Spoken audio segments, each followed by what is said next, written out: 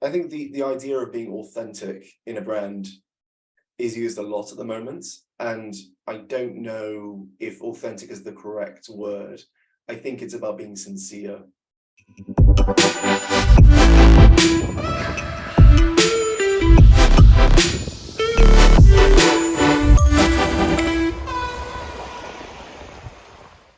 As designers, we are all sensitive people, right? We came into this industry because we wanted to create beautiful things and want to connect with people. But we learn that actually not everybody is like that.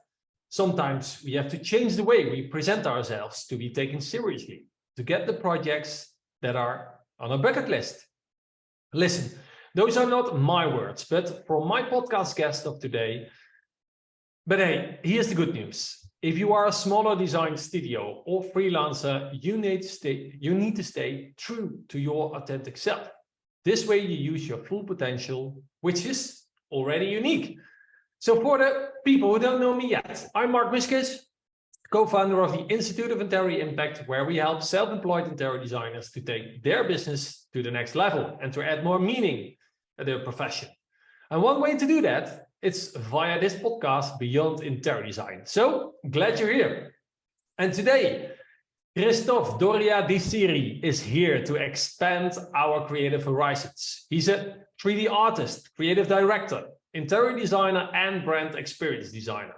And we are going to talk a lot, but one of the main topics is definitely how to differentiate your personal brand in today's competitive marketplace. Because is there something we can learn from large brands? Let's find out. Please welcome Kristoff Doria Di Siri. Good morning. Hi, man. It's nice to be here. Thank you for having me. Yeah, great that you're joining our podcast. Thanks for your time. Yeah, in your busy schedule today, I heard. So let's move on with this episode. Well, first your name. Wonderful artist name. Tell me more about it. Where does it come from? Are you really from the UK? Yes, I'm from the UK. Born in the UK.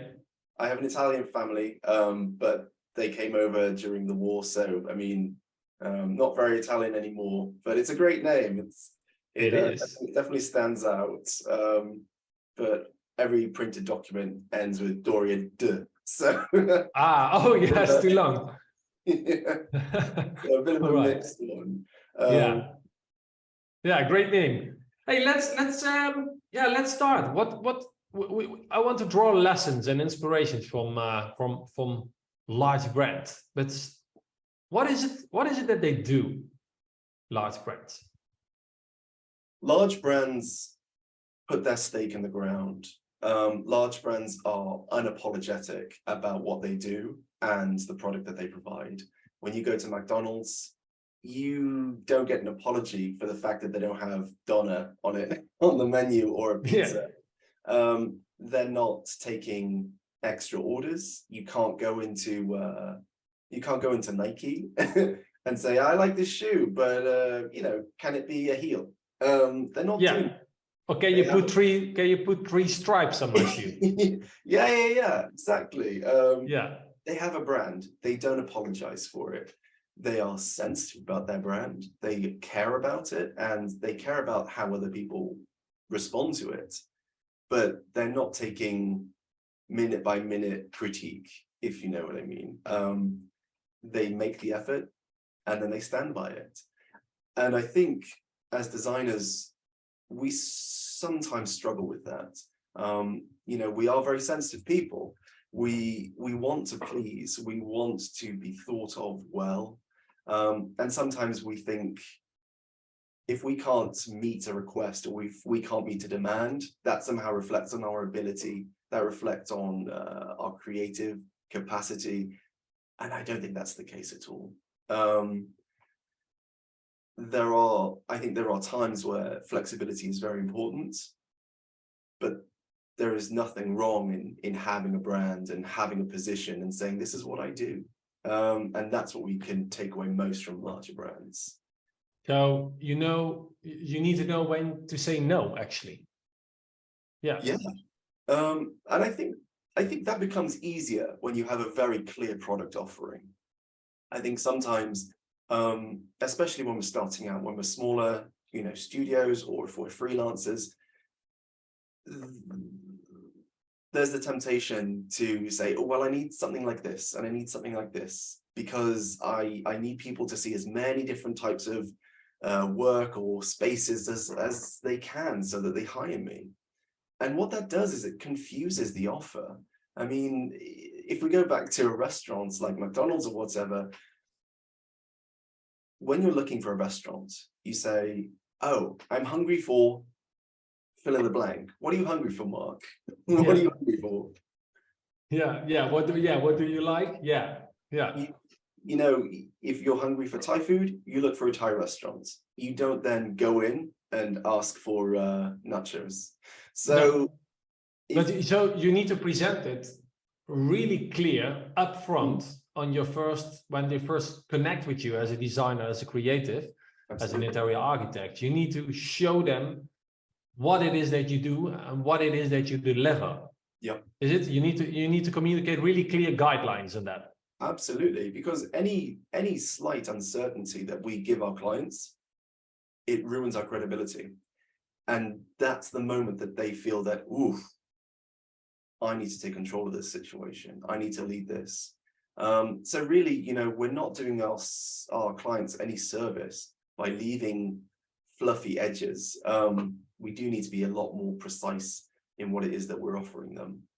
Yeah. So is that the answer to, well, clients flittering cross to your process, asking you all kinds of questions that you say, well, that's not actually me. I'm not the expert on that, but well, let's have a look, or all these vague worlds you're entering when clients are taking the lead, is it? Yeah, absolutely. That's the result. Well, they do that because they don't trust us. Because when we're not confident and we don't put our stick in the ground, they don't think that we'll deliver unless they take control of the reins. And that's just not the case at all. And it's a vicious cycle, because once we relinquish that control of our process and our product, we can't guarantee the end result. McDonald's is going to get some good PR out of this, so I hope they're paying. But, McDonald's has a process. Every single restaurant you go to, you get 3 gherkins, you get a small amount of ketchup, small amount of mayo, a small amount of mustard. Everything is the same. We can't go in and peer over the worker and say, oh, can I have a little bit more of this or a little bit more of that? No, you have to pay for it. Well, you pay for it. If you want more mayonnaise or sauce or whatever, you need to pay for it. So that's exactly a really clear concept. Yeah, but this is because they don't do it because they're difficult. They don't do it because they don't care about the customer. They do it because they want you to have the product you're expecting. And that's something that we need to remember, that when we're standing up for our process and we're saying, I'm sorry, but this is my process. You see my portfolio, you've seen the work I did for this other company. This is how I got them there, and I need you to trust me. So yeah, part of that really is having a very clear process, very clear product, and a very clear brand, because you're also going to attract the people who don't want to micromanage you. If your product is so clear, they'll see what they want and they'll just say, give me that, give me this. And that's what you get bought, actually, because they know what they get, they know how you do it, what you deliver. So yeah, there's no risk involved, actually.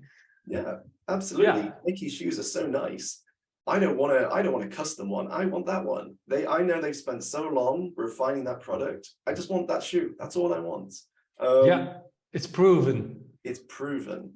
Yeah. Yeah. So well, the Marfil thing is, if you want a proven system or method, like we have we came up with the interior impact formula, and it's only because we did over 400 projects with it, over thousands of clients. Yeah. And we tested it on other companies and it worked. And that's why we stick always to this formula, because we know if we let clients flitter cross through the videos or in another order, or we do it on a different way, they get lost. Absolutely. And we don't deliver. They don't get the results they want. So yeah, sometimes it's people are asking questions like, hey, can I just pick one phase or one model of that? And say, where do you want to start? With unlocking your potential at the end, we start with the magnifier things. It will magnify all your horrible skills and tasks and activities too. You get absolutely. More of your rubbish and you get more of the things that are going well, but that's not the right combination. Yeah. Well, great insight, Kristoff. Thanks for that. Because yeah, we are creatives. We are kind of dreamy and in our heads thinking, but if we have a clear plan to communicate, how to communicate your unique value, it's so easy to choose for you and to attract the right clients. So what is it that brands do when you get involved with them? Because then you have, well, you start to you decide to buy something, or if it's food or a shoe or whatever. What is it that they do? What's the next step? The next step, so it's all down to process. So they lead you. They've thought it all through. And this is something that I think, especially as freelancers and small, and even you know, experienced creatives fall for this problem as well, is we haven't thought through the process. We're so invested in the outcome and getting the client to sign on the dotted line and move forward. We haven't really thought through the next step. We haven't thought through, okay, what's the brand journey?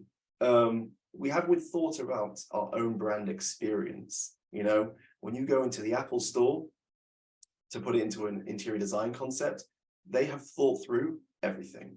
They have thought through how you move to the space, which products you see first, you know, how easy is it to see the till, the cash register, all these things they've considered and we haven't considered them.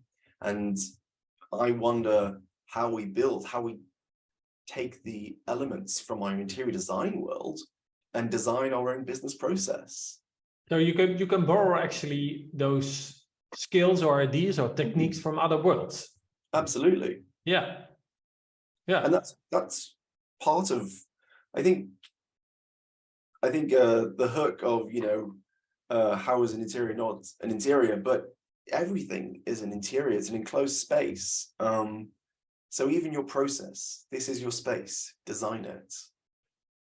Yeah, great. We have Victoria Taylor in one of our earlier podcasts talking about customer journey and experience. If you are interested, for the people who are listening, if you're interested in that, make sure you listen to Victoria Taylor, because she's kind of sketching and designing the whole journey you can take your clients on. But it's cool to have a relation with other brands and other worlds, how to copy paste it actually into your own brand, into your own interior design studio, because you need to. Is it that you need to act like a brand? Is that the kind of solution to your success? Act like a brand? I think the reality is we are moving into an age where everything is a brand. Everyone is a brand, whether you like it or not. And if you decide that you're not a brand, it means that you don't have a brand. It's not something that we can opt out of. We can either decide it for ourselves or it's decided for us. But yeah, I think this is the key that we take away is being intentional and being really strategic about how we position ourselves and filling in those blanks for our customers, because that's going to make them much more relaxed and much more confident in the journey. And we'll be able to guarantee a much better product. Yeah. And you said it, well, a brand, and it sounds salesy, it sounds commercial, and hey, most of us are creatives, and maybe the money mindset or the love for money is not always in the good place with creatives. They're like, oh, if I can just do my passion, I can do what I love every day, I'm so happy. But well, imagine doing the whole day what you love to do the most and you get paid for it premium, then you have an amazing life for sure. So how can you get rid of the idea that the brand is really commercial or salesy. What is it that you can do as an individual interior designer? How do you get to the core of your own brand? I think the idea of being authentic in a brand is used a lot at the moment, and I don't know if authentic is the correct word. I think it's about being sincere. Sincere, yeah. Sincere. Yeah, so I think authenticity for me is me. And I don't know if that always serves as the best way. We have clients, they have their own needs. Their brand is me. So that's an interesting case, because if you say authenticity is me, that refers to ego. Yeah. And well, there are a lot of egos in the world, let's say that way. And there are architects, designers that choose their own path, like, hey, this is my style, take it or leave it. And well, some of them are making big money on that one. So it could be a business strategy to say, this is me, don't tell me what to do. I spoke to I read an article about an interior designer, and they was hey, what do you do if people ask you to design something else, or how do you know what to design for me? The client was asking to this interior designer and architect, how do you decide what to design for me? And his answer was, well, you know what I design, what I like, what I do. You saw my portfolio, so this is what you get. Sure. That's a heavy answer. Yeah. I was like, oh, whoa. I was thinking of a nicer way of saying this. Yes. But this is why I think sincerity is important in the process. So it's about perspective. If you say, this is what I do, it's authentic, I'm just being authentic to myself, I mean, great. That may work for you, that may not. You may make some friends, you may not make friends. But that's good. Well, sure. But I think if we accept that creatives are in this industry to create positive, beautiful things in the world, I don't know if that perspective is helpful. And I think sincerity replaces that. And that's about saying, okay, this is what I do, this is my brand, and these are my skill sets. It's not about being egotistic and about being negative and saying, well, if you want something else, I don't do it, so go away. It's about saying, I care about your outcome. I care about you getting the result that you want. And I'm being honest with you and saying, this is where my skill set lies. These are where my processes will lead us. And we can go on this journey together or not. And I think that's the difference between sincerity and authenticity. Yeah, great. Good. Yeah, very clear explanation. So it's well, understanding your client's needs. That's number one. And it's about being, when you're confident about your product and your brand and the things you can do, not that you will do or won't do, the things that you can do and can't do. It's actually a service. It's actually a help to other people to sometimes say no, rather than an elitist thing where you tell them, I don't know, to go away and that's not something that's for you. I think it's a different way of looking at the world. Yeah, but if you want to stay authentic and that people that you are acting and working in your own personal flow, let's call it that way. If you're feeling you're not in line with yourself, not your true self, authentic self, you're going in the wrong direction. It takes a lot of energy. You get a lot of frustrations. So how do you? What can be? Is it important to define your own core values on that? That you know how to act on it, or how to when the alarm clock goes off, that you're like, hey, I'm not on the right path. Well, of course it is. And I think sometimes that can be active or passive. An active way to go about it is, as we described before, being really clear about your product and the things that you do. And I think like attracts like. If your portfolio and the work that you do is full of biophilia, it's all plants, it's all nature, it's all greenery. Someone who is looking for a contemporary, minimalist, brutalist interior isn't going to contact you. So it's sort of it filters itself That's again about, hey, I serve pizza or I serve French fries. That's the difference. They see it already when they're entering the building, your website, your social media profile, whatever. It's all telling them, this is what we have, this is what we do. And that process helps them because they're not lost. The client's not lost. They're not feeling in the dark. They're not trying to bend you into a shape, and both parties getting frustrated. I know it can feel limiting to think, well, let's say I'm an interior designer, and let's say my speciality is kitchens, and all I do is kitchens. That can feel limiting, but actually I think it's expensive because there are all kinds of kitchens. You know, you could do so many kinds of kitchens, and you're opening opportunities to really explore that field into whatever it takes you into. You have definitely a lot of creative freedom within your own, well, let's call it signature or expertise. That's what I really do know. That's why you can pick, are you going for residential, offices, hospitality? Become an expert in one of those fields in your communication, and you have the freedom to pick another project to say, well, I'm always into hospitality, but this is such a great residential client, and he likes the way I'm communicating and designing in hospitality. So they are in the same line, in the same flow.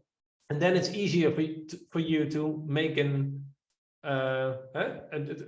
do residential, one project, because they're coming from this brand experience of hospitality, and they want that in their residential project. So you don't have to change the whole concept, the process. That's what makes it easy, right? Yeah, you don't have to niche yourself like that. You can niche yourself however you like. Your product doesn't have to be kitchens or bathrooms or residential or offices. You know, you could be very intentional about your style. You could say, you know, I work with period properties, looking at authentic reproduction design. Let's say that's your niche. There's a whole world in that. There is, you know, government buildings, there are schools, there are museums, there are hotels and people's homes. So you can niche it however you like, but the important point is that you are intentional about it and you are clear about it. You're communicating the impact you want to make, the goal you want to achieve with them. And if they know that, they will trust you on that, that everything what you're doing, what you're offering, what you're telling them, how you're guiding them is leading in that direction. And that's the commonality with your clients. Yeah, absolutely. I mean, this is the whole point of, I think this is the whole point of the talk, is when we look at big brands, we don't walk into the store and start making requests and giving orders. And that's because it is so clear, it is so intentional and so well thought out. Even if it's not for us, even if it's not a brand that we love, we know that it's there for a reason. We're not looking to fix it. And that's the lesson that we take from bigger brands. And we can certainly work that into our life, and we should work it into our workflow. Well, let's because we have a few minutes left. I want to explore the idea because you had a quote. Not every interior has to be an interior. You mentioned it early in one of the first minutes. I was like, okay, I need to know more. Tell me more. What do you mean with that? We're coming into a space with generative AI where the lines between the physical and the digital space are going to become less and less important. I have nieces and nephews who are more excited about their Fortnite skin than they are about their new trainers. I mean, this is the world that we're moving into. And I think the sci-fi crazy stuff about living in the metaverse or Ready Player One or all that kind of stuff, I don't think that's something we need to be concerned about. But we are looking at a generation for whom a physical space, the room, the house you live in, is not any more real than the digital assets that they have. And as designers, I think it's very important that we expand the idea of what we consider to be an interior and work that into our creative work. So, you know, in the most small way, you can look at the work of Team Labs, who create these incredible interactive extended reality spaces, and think about, okay, I don't have a 10,000-foot warehouse with you know, $1 million worth of projectors, but what do I have? You know, I have this 8K projector I got from Amazon. I have this kids' playroom. Let's make some really interesting spaces that engage them, extend the space, you know, as they grow up as well. You don't have to completely change the room every time they get a new interest, or they, you know, maybe this week they're interested in dinosaurs. Maybe next week they're interested in, you know, sea life. You can work that into the space that they're in. And I think it doesn't have to be limited to that. And this is the work of a designer, is thinking about all these different applications, but it's a world that's going to become more and more familiar to us. So what I know, a lot of designers, they sometimes hate technology or working with programs or computers. So, well, the big brands, they can have a whole team on that. They have the specialists, the experts on that one. How can you start with it because we can't ignore this world. It's impossible, right? So it's a tricky one.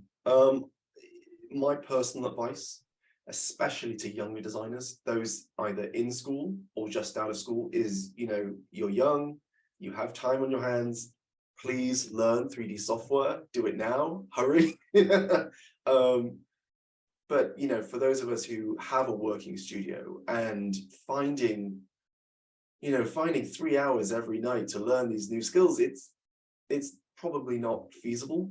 But learning about the software, learning about the process, and familiarizing yourself with it is going to be important, because what we can do as creatives is we can collaborate, you know, just in the same way big brands are, you know, having Supreme X Louis Vuitton, we could have Mark Musen X insert designer, and you can collaborate. You know, maybe you don't have to have all of the answers yourself, but if you have the understanding and you have the appreciation of where it's going, you can collaborate with other studios and other freelancers to create incredible work.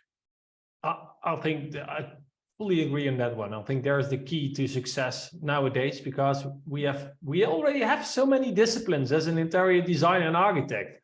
We are from floor planning. We need to know all about fabrics, about lights, about furniture, about acoustics. Yeah. It's already amazing that we're supermen, actually, superwomen, right?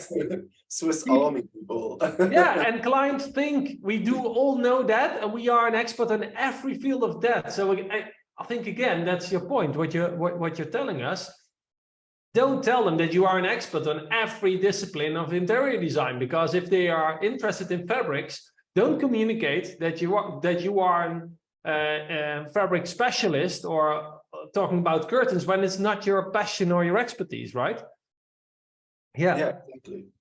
Yeah, otherwise you can't deliver, and you're not sincere about your own qualities and products. So yeah, so teamwork is teamwork makes the dream work. Makes the dream work. Yeah, that's the one. Yeah. Well, Kristoff, yeah, normally I have almost a 1 hour talk with my podcast. Now we are halfway, and I have so much questions for you. I know you know a lot about this metaverse world and AI and VR, whatever, and what it can mean for the future of interior designs. May I invite you for a kind of part 2 of the Beyond Interior Design podcast to talk about further on this topic? Do you know what? I would love that. That would be fantastic. Yeah? Wow, yeah. Great. Well, then we have a deal, because we need to discuss more of this world, because people now might think, wow, it's going on literally in your timelines, in the designs. We see so many wonderful, wonderful designs popping up on social media, and we know they are created with software, with computers. Yeah. But so maybe what's it's good that we have a break, just decompress and get ready for the deep dive. Really, yeah, we need to deep dive in that one to see what's going on over there and how we can, what's our role as designers on that one, because I think there is a role for us. Yeah. Is it? I think to give you an intro of what our role will be in the future, because a teaser. a teaser. Yeah, not the spoiler alert, that gives a teaser then. No one knows. Well, no AI will ever know what Christmas morning feels like better than a designer. That's it. Wow, that's a good one. Thanks a lot, Kristoff. I do appreciate that you took the time to be my Beyond Interior Design guest. Great talking to you. I hope to see you next time. We're going to plan the next meeting. Let's make it soon. And very much. We'll keep in touch. Thank you, Kristoff. Bye. Enjoy your day.